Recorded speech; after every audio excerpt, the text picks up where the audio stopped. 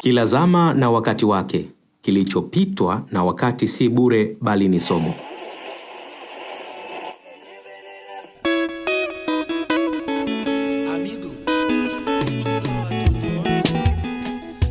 Kaseti ilivumbuliwa mnamo mwaka 1962 na kampuni iliyofahamika kama Philips. Hivyo, baada ya kushika hatamu, ililetwa katika soko la Ulaya mnamo mwaka 1963. Safari ya usambazaji wa toleo la kwanza la kaseti ilianza huko Amerika mnamo mwaka 1964. Kufikia kipindi cha miaka 1970, kanda ya kaseti ilikuwa umbizo kuu la sauti ulimwenguni kote, kwa sababu iliweza kuuzwa kwa mamilioni kwa kila mwaka.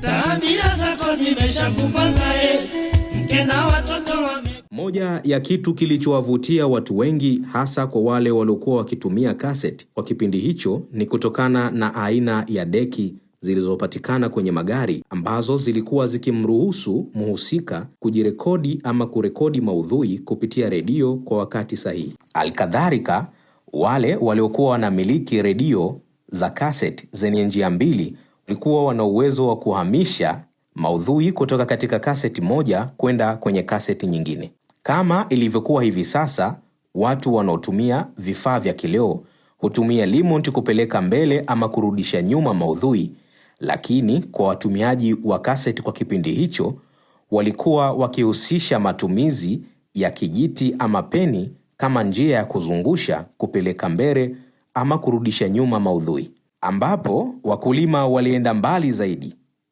Walibuni kutumia mikanda ya kaseti zilizoharibika kama sehemu ya ulinzi katika mashamba yao. Baada ya mabadiliko makubwa kutoka katika ukuaji wa teknolojia, kufika mnamo mwaka 1991, kila mtu aliweza kutambua ujio wa CD. Ni kwa sababu ilikuwa ni muundo mpya uliokuja kuleta mapinduzi kwa upande wa kaseti. Mpaka hivi sasa tunapozungumza, kutokana na ukuaji wa teknolojia, kumekuwa na mabadiliko makubwa yaliyokuwa yanaonesha muendelezo wa ubunifu kuendana na kasi ya teknolojia, kuhusisha uhifadhi wa maudhui, na ndipo mpaka hivi leo watu wengi wanafahamu flash ni kifaa ambacho huwa kinatumika kuhifadhia maudhui. Kwa taarifa na habari mbalimbali, fuatilia Midundo Online Media.